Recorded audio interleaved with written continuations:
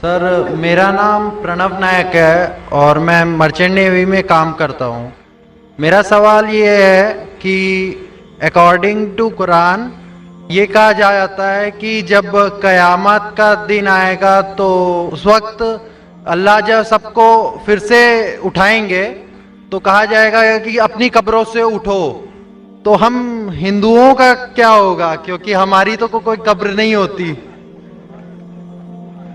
بھائی صاحب کا سوال ہے کہ وہ کہتے ہیں کہ قیامت کے دن جب اللہ تعالیٰ واپس سے ہمیں دوسری زندگی دیں گے تو کہیں گے اپنے قبروں سے اٹھو. ہندو بھائی صاحب پوچھے کہ ہندو لوگ تو قبر میں دفنائے نہیں جاتے, ہندو بچے دفنائے جاتے نا. ہندو بچے ہندو مذہب میں چھوٹا بچہ ہے اس کو جلایا نہیں جاتا, اس کو دفنایا جاتا ہے. پھر بھی کئی مسلمان ہیں جو ڈوب کے مرتے, جو جل کے مرتے, ان کو بھی دفنایا نہیں جاتا ہے جن کی ہمیں ملتی نہیں. یہ جب اللہ تعالیٰ کہیں گے کہ پھر سے ہم زندگی دیں گے, ضرور نہیں کہ آپ قبر میں سے لے آ جائیں گے. جو بھی انسان مر چکا ہے اس کے نئی زندگی دی جائیں گے. قرآن مجید میں اللہ تعالیٰ فرماتا ہے کہ اللہ اس میں جان ڈالیں گے, پھر موت دیں گے, پھر سے جان ڈالیں گے.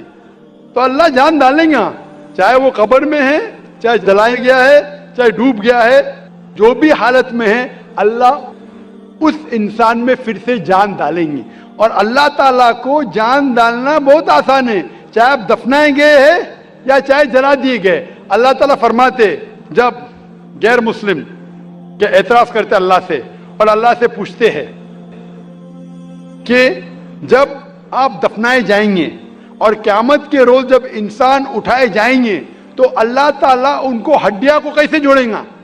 جیسے آپ پوچھ رہے نا, اللہ تعالیٰ جو قبر میں ان کو اٹھائیں گا, ہم قبر تو نہیں گئے, تو لوگ پوچھتے ہیں, قرآن مجید میں کا ذکر ہے سورہ قیام میں سورہ نمبر 75 آیت نمبر 3-4 میں کہ اللہ تعالیٰ ہڈیاں کو کیسے جوڑیں گا. تو اللہ تعالیٰ فرماتے ہیں اللہ ہڈیاں کو ہی نہیں جوڑ سکتا ہے, آپ کے انگلیوں کے پور پور کو جوڑ سکتا ہے. انگلیوں کے پور پور.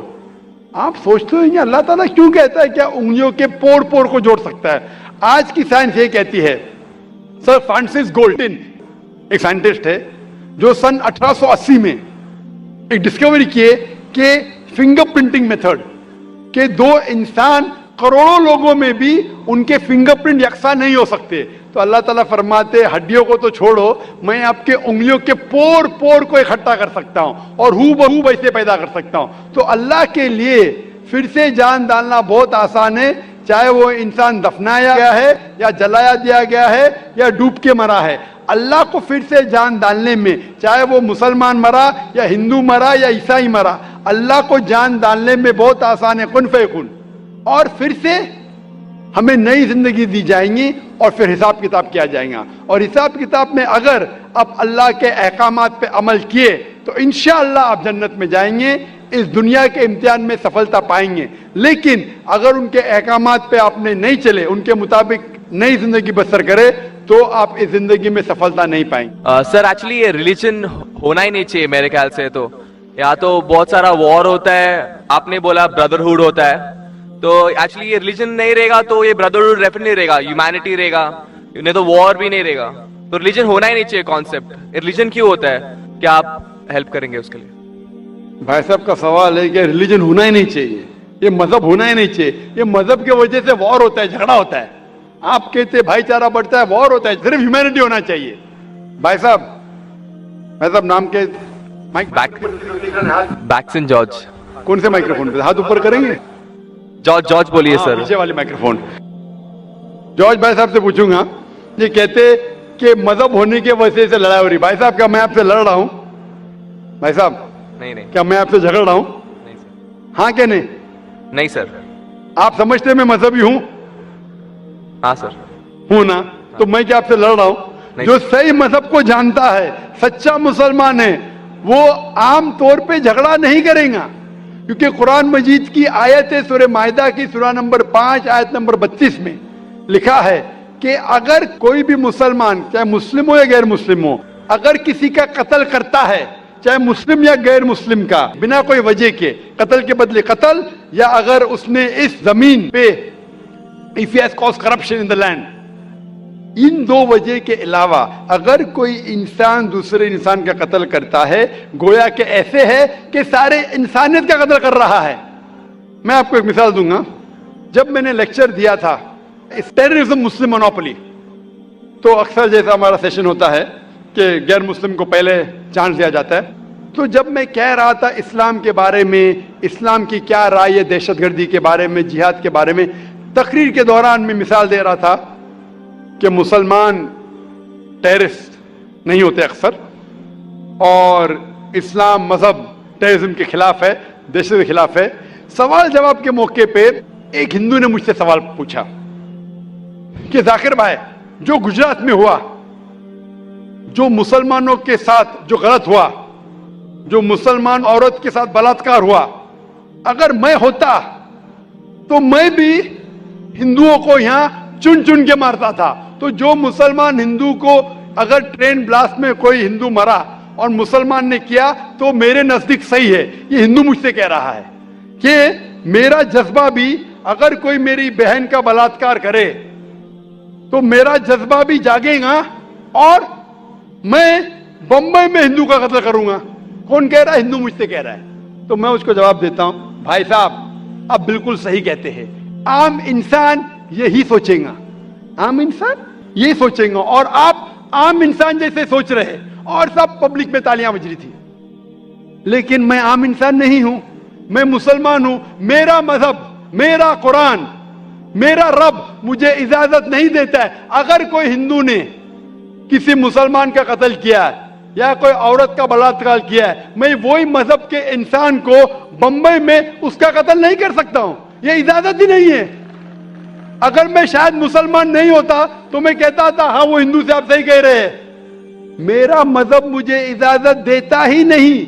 ये आपकी इंसानियत है जो कह रही है। मुसलमान होने के लिए इंसान होना फर्ज है, लेकिन इस्लाम इंसानियत से ऊंचा है। क्योंकि मैं मुस्लिम हूं, कितना भी जज्बा मुझ में होगा, लेकिन मैं मेरे रब, मेरे खालिक, मेरे अल्लाह सुब्हाना व तआला के हुक्म के खिलाफ नहीं जा सकता। जो शख्स ने कोई मुस्लिम औरत का बलात्कार किया उसको पकड़ो और उसको पुलिस के हवाले करो, पकड़ के सजा दो, लेकिन दूसरे इंसान को वही मजहब के अगर मैं कत्ल करूंगा, ये बिल्कुल इस्लाम के खिलाफ है। आप सोचिए, हिंदू के रिश्तेदार सोचने लगेंगे ना, ये कैसा मुसलमान, कैसा इस्लाम मजहब है। मैं, मेरे भाई ने क्या गलती किया था कि उसका कत्ल हुआ? मजहब नहीं सिखाता आपस में बैर रखना। हिंदी है, वतन है, हिंदुस्तान हमारा। आप जो कह रहे, इंसानियत का सबक जो कह रहे हैं आप, इंसानियत अच्छी चीज है, लेकिन इस्लाम इंसानियत से ऊपर है। इस्लाम इंसानियत से और ऊंचा है। और जब आप मजहब सीखेंगे तो कई चीज जो इंसान जज्बे से करता है, जो गलत है, अगर आप सच्चे मजहबी है तो ये गलत नहीं कहेंगे, ये गलत काम कभी भी नहीं कहेंगे। जो लोग मजहब के नाम पे गलत काम करते हैं उनको दोषी ठहराइए, मैं आपके साथ हूं। लेकिन कहना कि मजहब के वजह से ये दंगे फसाद होते हैं और जंग होती है, बिल्कुल गलत। मैं पूछना चाहता हूं, आप हिस्ट्री में पढ़िए, हिस्ट्री में पढ़िए अशोका। अशोका ने जब लाखों लोग का कत्ल किया, कौन से मजहब का था वो? कौन से मजहब का था? उसका मजहब ही नहीं था। जितने लोग अक्सर कत्ल करते वो नाम के लिए होंगे, क्रिश्चियन या बुद्धिस्ट या कोई मुस्लिम होगा, लेकिन वो मजहब को फॉलो ही नहीं करते।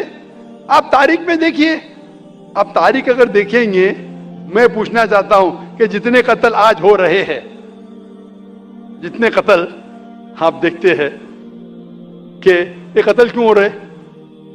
अमेरिका अफगानिस्तान पे हमला क्यों किया? क्यों किया?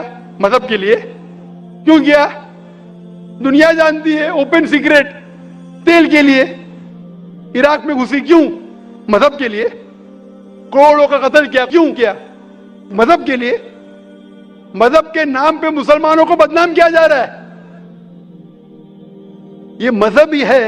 अगर सच्चा मजहब है, सही मजहब है, तो कभी भी नहीं सिखाता कि इंसानों में झगड़ा करना।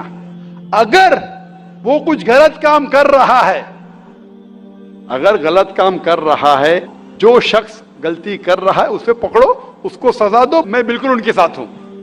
لیکن عام انسانوں میں جھگڑا کرنا, فساد پیدا کرنا اسلام کبھی بھی نہیں سکھاتا. یہ اسلامی مذہب ہے. اسی لیے اس کانفرنس کا عنوان ہے اسلام دا سولوشن ٹو ہیومینٹی, اسلام انسانیت کا حل. تو جو بھی مشکلات انسانیت میں ہیں آج کی تاریخ میں, اس کا حل صرف اسلام میں ہی ملے گا. آپ مجھے بتاؤ قرآن کی کون سی آیت کہتی ہے کہ بنا وجہ کسی انسان کا قتل کرنا چاہیے؟ آپ قرآن کا وار دو, میں آپ کی بات کو مان لوں گا. آپ صرف میڈیا کے ذریعے جو میڈیا غلط فہمی پھیلا رہی ہے اسلام کے خلاف, اس کی بنیاد پہ کہنے لگیں گے کہ مذہب کے وجہ سے یہ دنگے فساد ہوتے ہیں یا مذہب کے وجہ سے لوگ قتل کریں ایک دوسرے کا. یہ بالکل بے بنیاد ہے. میں پوچھوں گا قل ہاتھو برہانکم ان کنتم صادقین, آپ اپنا ثبوت پیش کرو اگر آپ سچے ہو. ہوپ